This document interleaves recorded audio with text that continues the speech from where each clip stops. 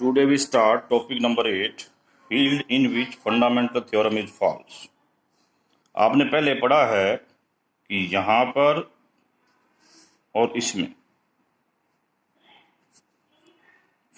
यदि ये दोनों फील्ड के अंदर फंडामेंटल थ्योरम ट्रू होती है, फंडामेंटल थ्योरम इसमें भी ट्रू है, इसमें भी ट्रू है, इसमें भी ट्रू है, इसमें भी ट्रू है। अब हम लेना चाह रहे हैं क्या फंडामेंटल थ्योरम इस फील्ड में ट्रू है या नहीं है। फंडामेंटल थ्योरम का मतलब है कि every number can be decomposed, मैं आपको पिछली जैसे ये था question, every Gaussian integer neither zero nor unit is expressible as a product of finite number of primes, the representation unique apart from order of the prime, presence of units and agglomerates between the associates.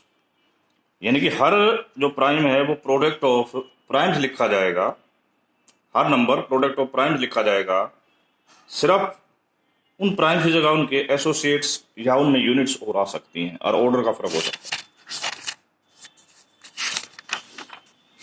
तो यानी कि हम इस बात पर ले चलते हैं मेन की, यदि हमने किसी को नोट में हमने ये प्रूव करना है कि इसमें फंडामेंटल थ्योरम सेटिस्फाई नहीं होती, तो हम उसके अंदर एक एलिमेंट के दो प्रकार के डिकम्पोजिशन करके दिखाएंगे। मान लिया 6 ले लेता हूं मैं और 6 को दो डिकम्पोजिशन में तोड़ता हूं, पहले अल्फा बीटा और फिर गामा डेल्टा। ना तो अल्फा गामा का एसोसिएट होगा ना ही अल्फा डेल्टा होगा, लाइक दैट, ये प्रूव करेंगे। तो ये फील्ड ली हमने, 2 इज प्राइम वाई, चेक करते हैं, assume that 2 is not prime, तो ये क्या लगे जाएगा, बीटा और गामा होगा, दोनों की दोनों यूनिट नहीं होंगी, इसमें होंगी। तो 2 is equal to beta gamma, तो norm of 2 is norm of this, इसका उत्तर 4 आ गया। ये नॉर्म अलग अलग लिख दी गई। यहां पर 3 पॉसिबिलिटी हैं। देखो, एक तो बात बता दूं आपको, इसके अंदर सभी की नॉर्म पॉजिटिव होती है। पॉसिबिलिटी नंबर 1, ये 1 हो, ये 4, ये 2, ये 2, ये 4, ये 1। यदि ये 1 ये 4 होगा तो ये तो यूनिट हो जाएगी, आपने पहले कहा beta is not unit. Similarly यदि ये 4 ये 1 तो कौन सी यूनिट हो जाएगी, यूनिट हो जाएगी। अब हमने लिया कि norm of beta is 2, norm of gamma is 2। Beta को हमने ये लिया तो नॉर्म ऑफ बीटा ये बन गई। इसकी वैल्यू 2 कब हो सकती है कि पॉसिबिलिटी जब y क्या हो, 0। y 0 है तो x क्या आएगा, plus minus root 2, which is a contradiction, so this case is not possible. तो इसका मतलब इसके 4 का केस 2 ही केस में पॉसिबल हो सकता है, जिसमें से क्या होगा, इधर बीटा इज यूनिट और गामा यूनिट। तो इसका मतलब 2 इज प्राइम। सिमिलरली आप चाहो तो इस 3 को भी प्राइम चेक कर सकते हो, इसको भी चेक कर सकते हो, इसको भी चेक कर सकते हो। अब हम इसकी बात करते हैं। यदि मैं अल्फा क्या लेता हूं, ये लेता हूं, इसका नॉर्म कितना आएगा, 6।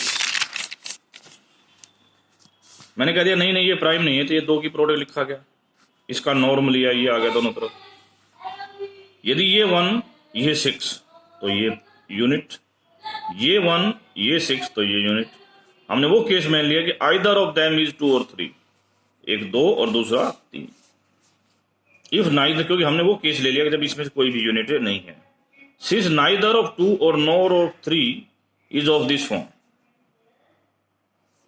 देखो, ना तो 2, यदि हम a और b की वैल्यू कुछ ले लें ये 2 नहीं बन सकता, और इसकी वैल्यू कुछ भी ले लें ये 3 नहीं बन सकता। इसका मतलब इस फॉर्म का एलिमेंट, इस फॉर्म का कोई भी एलिमेंट ना तो ये 2 हो सकता ना ही 3 हो सकता है। इसका मतलब ये एलिमेंट क्या है, आपका प्राइम है। इसको इसके लाइन को इसके साथ मत जोड़े, मैं कह रहा हूं इस फॉर्म का कोई भी एलिमेंट पॉसिबल नहीं है। आप करके देखना चाहते हो जैसे हमने पीछे किया था,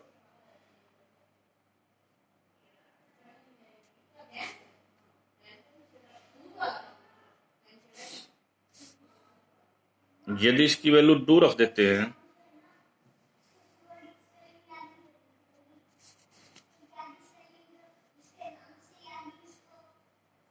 ए की पॉसिबिलिटी बची b इज इक्वल टू 0। यदि बीच में 0 रखोगे तो a is equal to plus minus root 2, that is not possible.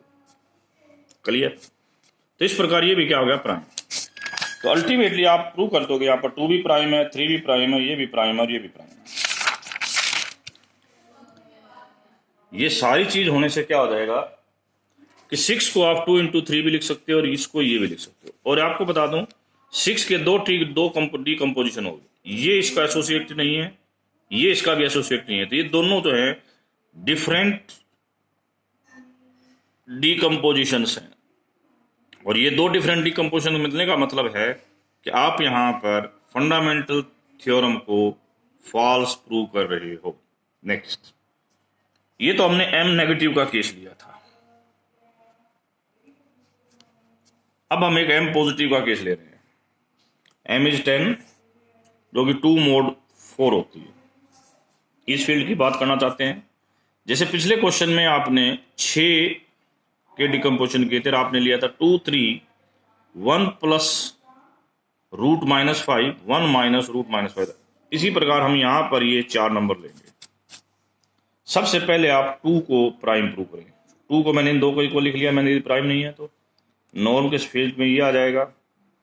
अब हमारा मकसद कहते हैं यदि ये 1 तो खत्म, ये 1 तो खत्म। हम कहते हैं कि दोनों प्लस माइनस 2, ये भी प्लस माइनस 2 हो सकता है, ये भी प्लस माइनस 2 हो सकता है। यदि ये प्लस माइनस 2 है,